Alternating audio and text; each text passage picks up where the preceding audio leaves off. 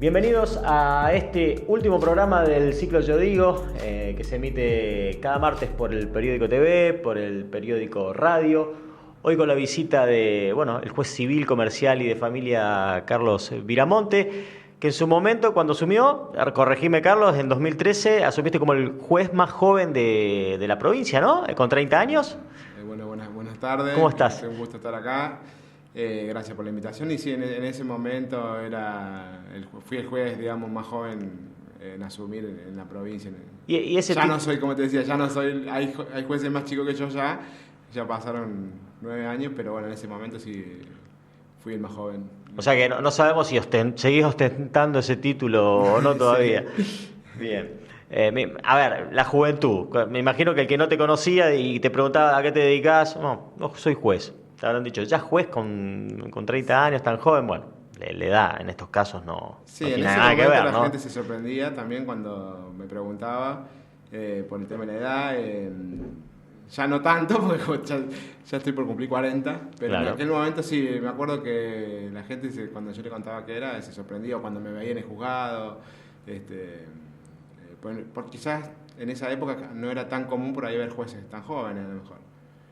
Así que... ¿Y eso se fue cambiando a lo largo de esta década que vos estás en el... Un poco juez? Que después de mí, como te decía, ya antes era más común ver magistrados que asumían el cargo a los 40, 50 años, y quizás ahora, un poco también por el sistema de selección de jueces, y como hablábamos que la Constitución, la edad que exige son 25 años, la Constitución de la provincia, se fue abriendo un poco paso y hay chicos o jóvenes, chicos y chicas, claro. Sí, de 30 para arriba que han asumido como jueces en la provincia. Sí, lo importante es ser idóneo, ¿no? Por supuesto, y estar a la altura de... Por supuesto.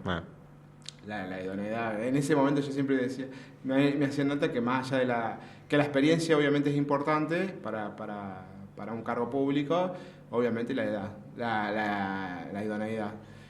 Como en todo en la vida, digamos, puede haber personas con mucha experiencia que no son tan buenos para lo que hacen, y al revés. Sí, por supuesto, la idoneidad. Bien, ¿cómo surge la abogacía en tu vida, la profesión? ¿Viene algo heredado? ¿Tus papás estaban vinculados al Poder Judicial? ¿Viene por ahí? Mis dos padres, los dos son abogados, incluso los dos trabajaban en el Poder Judicial, ya están jubilados hace un tiempo. Nada más que ellos, los dos estaban en el fuero penal, siempre trabajaron, últimamente, digamos, trabajaban en el fuero penal. Y yo desde que tengo uso de razón, que siempre quise estudiar Derecho y ser juez además, desde toda la vida. Hay chicos que cuando son chicos que quieren ser futbolistas, claro, quieren jugar un mundial, no, vos ya tenías claro que por dónde querías ir. Creo que viene un poco más allá de por ahí de lo familiar, de haber visto a mis viejos trabajar de esto. Cuando era chiquito me acuerdo que siempre me molestaba mucho las injusticias, digamos. Sí. Con los compañeritos del colegio, o con situaciones, y bueno, un poco de ahí viene, me parece, la vocación. ¿Y recordás alguna cuestión puntual de chico que te haya marcado y que digas, no, mira? De pelea del más grandote con el más débil en el colegio, el tema del bullying, bueno, que hoy por hoy hay mucha más conciencia. Bueno, esas cosas me molestaban. O me acuerdo que, no sé, hay una anécdota que yo tenía creo que 3, 4 años, y mi abuela siempre me contaba que yo le pregunté que yo ni me acordaba, ¿no? Pero claro. Que yo le decía, ¿qué vamos a hacer, abuela, ahora con la ley de punto final? Le decía, fíjate, se ve que lo había escuchado en los noticieros. Claro. Pero sí, yo de que recuerdo siempre quise hacer esto, digamos. Bien. ¿Tu infancia se da en Córdoba, en la ciudad de Córdoba? Yo nací en Córdoba, capital. Cuando era muy chico, por razones de trabajo de mis padres, nos fuimos a vivir a Marcos Juárez, que queda en el sudeste de Córdoba, donde ahí yo hice todo el colegio, digamos, primaria y secundaria, y después cuando terminé el colegio me fui a estudiar a Córdoba y me quedé viviendo en Córdoba hasta que me vine acá.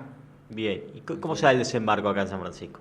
Bueno, yo trabajaba en el Poder Judicial de la provincia desde los 19 años, ingresé como pasante cuando estaba en tercer año de la facultad, y después tuve como 4 años de pasante, después fui empleado, digamos, rendí y entré como empleado, después fui prosecretario, también rendí concurso y fui prosecretario, y en el 2012 o 2011, se abre concurso para juez, se llama concurso para juez y yo rendí, en ese momento tenía 28 años y bueno, voy a rendir para hacer mi primera experiencia en este tipo de concursos públicos y bueno, tuve la suerte de quedar en el orden de mérito para el interior y justo había una vacante acá en San Francisco y bueno, me llega la designación me acuerdo, de un día para el otro, o sea, fue todo muy rápido y así que me acuerdo que asumí un 16 de diciembre, imagínate que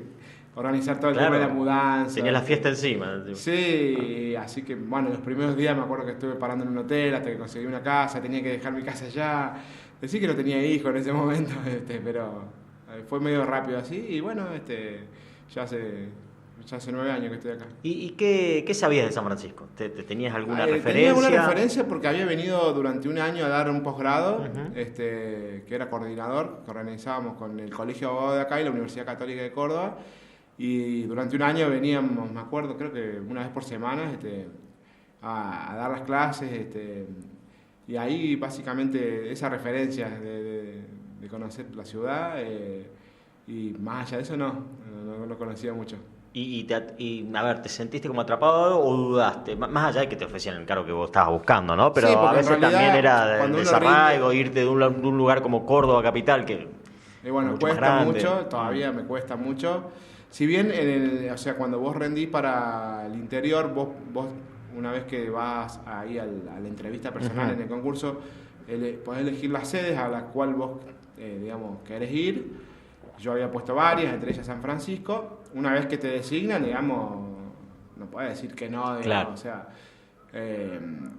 no es que vos elegís las posibilidades, vos decís, bueno, yo quiero tanta ciudad y bueno, después te designan a donde no te consultan, digamos, claro. Básicamente.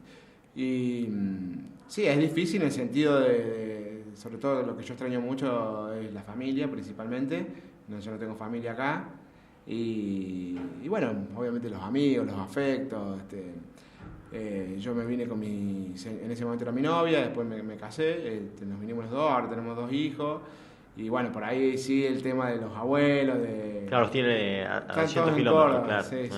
Que por supuesto vamos muy seguido, pero dentro de todo, bueno, cuesta, pero hay que adaptarse. También es distinto en el sentido que, como toda ciudad más chica, es más tranquila para vivir. Eso te iba a preguntar, ¿no? Sobre todo cuando tenés hijos chicos, las distancias, el tránsito. Viajo mucho a Córdoba porque he sido también conectado con la actividad académica. Viajo a dar clases casi toda la semana a la facultad. Pero bueno, sí, se extraña, la verdad. Y bueno, tenés un doctorado también. Sí, soy doctor en Derecho. Digo, los libros te los has morfado literalmente, ¿no? De sí, joven. Sí, también, o sea, aparte de la actividad jurisdiccional, digamos, la profesional, siempre me gustó la parte académica también, la actividad académica, y desde muy chico en la facultad fui primero ayudante, en los pasos de la carrera académica. Sí. Después ayudante alumno, profesor de adscripto, ahora soy profesor adjunto en una materia. Y siempre me gustó esto de la investigación, escribir, así que bueno, después hice el doctorado, hice algunos posgrados y después el doctorado y bueno, pues se sigue estudiando. Como siempre digo, el derecho va cambiando siempre porque va de la mano de lo que pasa en la sociedad. Tal cual. Y se va actualizando, más en Argentina que hay una cantidad impresionante de leyes que van saliendo. Después, por ejemplo, me acuerdo que yo estaba haciendo mi tesis doctoral, en el medio de mi tesis doctoral se cambió el Código Civil, mi tesis es sobre un tema de derecho civil, así que fue un gran cambio y bueno, siempre hay que estar actualizándose constantemente. ¿Y lo penal nunca te Nunca interesó? No, siempre me gustó más la parte de derecho privado, sobre todo la parte de derecho civil, me gusta mucho responsabilidad civil, contratos, la parte más patrimonial. Sí, lo penal, no, si bien mis viejos, como te digo, claro, por eso te digo, penal, siempre me atrajo más la parte de civil. Bien. Bueno, me imagino que sabés que la percepción que tiene la comunidad de la justicia no es la mejor muchas veces. Bueno, se habla de una justicia lenta, se habla de una justicia politizada, si se quiere. Sí. En algún momento se habla de una justicia que para los ricos o para los pudientes, para los sectores de poder. ¿Cómo fue cambiando? No sé qué percepción tenías vos y si fue cambiando a lo largo de que vos ibas creciendo ya en tu carrera, que a medida que ibas dando pasos hacia adelante dentro de lo que es tribunales. Sí, a ver, como te decía, mi vocación viene justamente por el valor justicia. Todos los abogados, lo que estudiamos hacía, me parece que está íncito eso. Y por ahí hay que distinguir un poco lo que es la justicia como valor, que obviamente es fundamental para la paz social, y los poderes judiciales, que es una institución, un poder del Estado, obviamente, que su función primordial es justamente hacer justicia hablando. Y la imagen de la justicia o del poder judicial o de los poderes judiciales es cierto que está muy devaluada en la sociedad, que gran parte de eso también tiene obviamente creo que hay que hacer una autocrítica, la culpa la tienen las personas que integramos los poderes judiciales. También es difícil en el sentido de que la gente o la sociedad se guía por una imagen que a veces está más ligada a cierto poder judicial, concretamente siempre lo que más se escucha son, digamos, los jueces de Comodoro Pi. De Comodoro Pi, claro. Y bueno, a veces la gente no conoce o no sabe que en Argentina, como un país republicano, tenemos distintos poderes judiciales. Hay un poder judicial de la nación, y a su vez cada provincia tiene su poder judicial, y a veces también cada municipio tiene su poder judicial, y cada organización, la nacional por un lado, tiene sus 3 poderes, la provincial también sus 3 poderes, con sus constituciones, etcétera, y a su vez que existen distintos sectores o fueros que se les llama, y que por supuesto que muchas veces la gente se guía para valorar la justicia por lo que ocurre principalmente en la justicia penal o en el fuero penal. Y lo cierto es que también hay otros fueros, está el fuero civil, el fuero de familia, el fuero laboral. Pero bueno, sin dudas que los poderes judiciales tenemos que hacer una autocrítica. Yo desde que ingresé al Poder Judicial siempre he tenido la suerte de trabajar con gente muy comprometida con el servicio de justicia. Creo que mi perfil como juez también se ha ido delineando un poco por las personas que me fueron formando, como también en lo académico. Pero bueno, hay que siempre redoblar los esfuerzos. Es difícil porque también tenemos recursos muy limitados, porque la gente cada vez también, si bien se da una paradoja de que la gente cada vez confía menos, si se quiere, en los poderes judiciales, pero también cada vez, vuelca sus conflictos hacia los poderes judiciales. Recurre a los poderes judiciales. La litigiosidad año tras año aumenta sosteniblemente, y por ejemplo, en lo que me toca, en el fuero civil y comercial, concretamente de San Francisco, nosotros tenemos una estructura que hace 30 años no se modifica, y la cantidad de trabajo ha aumentado exponencialmente. Claro. Acá hay 3 juzgados civiles, básicamente con la misma estructura de hace la misma cantidad de gente, de empleados, de los equipos que conformamos. Pero bueno, hay que hacer un esfuerzo y depende también mucho del compromiso con nosotros. Y por ejemplo, en el fuero civil, hace un tiempo empezamos a implementar lo que es la oralidad, juicios orales, donde lo interesante es que se mide a través de encuestas y estadísticas todo lo que es la duración de los procesos y sobre todo la satisfacción, el nivel de satisfacción de los usuarios del servicio, la gente y de los abogados, digamos. Y hasta ahora las encuestas, los resultados son muy satisfactorios. Entonces a veces está bueno esto porque la gente va o concurre a un juicio oral y se va diciendo, la verdad que es como las películas. Pasa un poco también en penal con los juicios por jurados. Claro. Y ahí a lo mejor su imagen respecto de la justicia, como decíamos, de los poderes judiciales, se cambia. Pero bueno, lo cierto es que es difícil y hay que trabajar también desde el compromiso, desde la ética, de cómo se comporta uno como magistrado, sabiéndose que es un integrante de un poder del Estado y con la conciencia de que integrar o ser un poder del Estado no implica ser más que nadie, sino es un poder fundamental en el sentido de que yo siempre digo que para que la gente entienda, el poder judicial es como el árbitro en el fútbol. Y así como hay distintos árbitros, el de ascenso, el de primera, el de internacional, hay distintos poderes judiciales, el nacional, el provincial. Y nosotros tenemos que impartir o cobrar los fules, los penales, etcétera, de acuerdo a un reglamento, que son las leyes que no dictamos nosotros, claro, que las dicta el otro poder del Estado. Cada poder del Estado tiene sus funciones, y justamente la idea de una república es el equilibrio de estos poderes. Y esto, mira, ahora justamente lo que está pasando con la Corte Suprema es muy latente. Y también hay que revalorizar otro valor fundamental, que es la independencia, un poco lo que hablaba de esto de que a veces la gente tiene esa visión de que es para los poderosos, para los ricos, o está politizada, y bueno, hay que trabajar para cambiar eso, evidentemente. Y en una ciudad como San Francisco, esto que se suele ver a nivel nacional, ¿no? de la presión que ejercen los grupos de poder hacia la justicia, ¿se da acá? Más allá de que cedan o no, ¿no? Sí, eso es otra cosa. En particular, yo tuve la oportunidad, como te digo, trabajo en el fuero civil, que son otros intereses, manejan otros intereses y otros valores quizás que en el fuero penal, porque yo siempre digo, en el fuero penal se trabaja con la libertad, o sea, que una persona esté en libertad o esté privada de la libertad.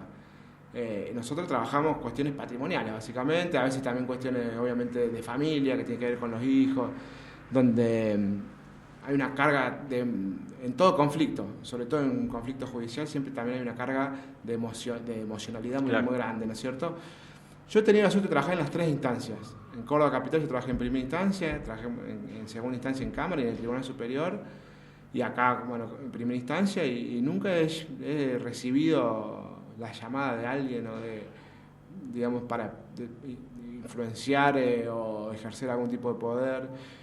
No conozco, puedo hablar por mí, ¿no es cierto? No, tal cual. Pero también tiene que ver, yo creo, con el perfil que uno tiene, que uno muestra, pero nunca he recibido ningún tipo de presión. Bueno, un poco lo demuestra, a ver, los fallos ante las empresas poderosas que son los bancos, ¿no? Con esta cuestión de las estafas que hubo desde 2020 en adelante, te ha tocado fallar, y en este caso a favor de los clientes de los bancos que han sido las víctimas. ¿Cómo ha sido? Es un delito que, si bien en el cuento del tío, las estafas son vigentes de hace años, esta nueva modalidad sí, ha pegado mucho, ha habido muchas estafas, en la estadística se ha incrementado mucho. Muchísimo, sí. Con la pandemia, ¿Cómo ha sido, al recibir los primeros? Empezar a intervenir en los primeros. Sí. Hay un montón de casos civiles, digamos, porque claro, yo veo solamente el juicio civil entre el cliente y el banco, pero no solamente respecto de clientes y bancos, sino que he tenido yo la oportunidad también de fallar en un montón de cuestiones de derecho del consumidor, respecto a bancos, de empresas financieras, de los proveedores profesionales de bienes y servicios, los que venden electrodomésticos, y las casas electrodomésticas, más que es común, ¿no? Por lo general son empresas, etcétera, y que, como digo, ahí tenemos un sistema que es la ley el microsistema de defensa del consumidor, que ese es el reglamento, digamos, las leyes, que es el que protege en este caso al más débil. Yo siempre digo, los jueces, nosotros lo que tenemos que hacer, nuestra labor es, en función de los elementos de evidencia que tenemos en un expediente, de la prueba, reencauzar o reconstruir cómo fueron los hechos, y después ver si esos hechos encuadran en una norma que no la dictamos nosotros, más allá de lo que a mí me parezca la norma, de mis íntimas convicciones, de mis valores morales o lo que sea, religioso. Yo tengo que fallar conforme a la ley, que es una ley, como digo, no la dicto yo, sino que la dicta el legislador. Y es la ley la que protege a los consumidores. Yo vengo aplicando el derecho del consumidor, que quizás cuando yo llegué acá no era algo muy conocido, no solamente en este caso de banco, en un montón de situaciones. Que en eso, como te digo, es el propio sistema ahí el que está protegiendo al más débil. En el caso puntual de las estafas bancarias, ahí lo que se determinó, yo tuve me tocó a mí dictar la primera sentencia del país, porque había un montón de casos con medidas cautelares. El fallo Urguía, ¿no? El fallo de Nicolás Urguía. Yo tuve que resolver el fondo de la cuestión, fui el primero del país, donde ahí, determiné que había violaciones a los deberes del proveedor que establece la ley, concretamente al deber de seguridad, y que eso generaba responsabilidad civil, que es distinto a lo que es el delito penal. ¿no es cierto? El delito penal, obviamente que los autores son los estafadores y que eso se ocupa la parte penal, el fuero penal, pero acá lo que estaba en juego era si el proveedor había o no incumplido sus deberes legales y contractuales y si había responsabilidad civil, que la responsabilidad civil implica el deber de indemnizar, devolver las cosas al estado anterior, hacer desaparecer el daño patrimonialmente hablando y pagar una indemnización. No que alguien vaya preso o que se condene, digamos. Son cosas distintas, ¿no es cierto? Entonces, sí, la verdad que fue un caso difícil también, digamos, complejo. Los casos de consumidor muchas veces son complejos y ahora también tengo muchos, por ejemplo, casos de problemas de la pandemia derivados con el tema de la cancelación de vuelos, de pasajes. Bueno, del consumidor cada vez hay más cosas, digamos. Sí. Bien, a ver, el caso del banco, me imagino que rompe un poco el mito de la justicia falla para los poderosos, en este caso todo lo contrario, ¿no? Incluso es también, un buen ejemplo, digo, a lo que voy. Y a mí, por ejemplo, me ha tocado también que en el caso de bancos o empresas financieras, cuando ejecutan pagarés, aplicando la ley de defensa del consumidor, en función de toda una información que deben brindar al consumidor, empecé a rechazar demandas, digamos, por cobro de pagarés, lo que se llama el problema del pagaré de consumo. Y bueno, fui también un poco de los primeros, y cuestión, por ejemplo, me pasa ahora que cuando los bancos o las empresas financieras ejecutan pagaré, a mí me recusan. Hay una posibilidad en la ley de recusar sin causa por este criterio que tengo yo, que es un criterio que digamos, para mí está en la ley. Incluso el Tribunal Superior de Justicia ha seguido también este mismo criterio actualmente. Pero bueno, sí. ¿Y qué te causa esa recusación? No, porque te veo que te reís ahí. Por ahí, viste, decir qué lástima, porque... Pero bueno, es una facultad que da la ley. Yo siempre digo que el juez es justamente el primero que no puede estar por afuera de la ley. Así que bueno, es así, son las reglas del juego. Bien.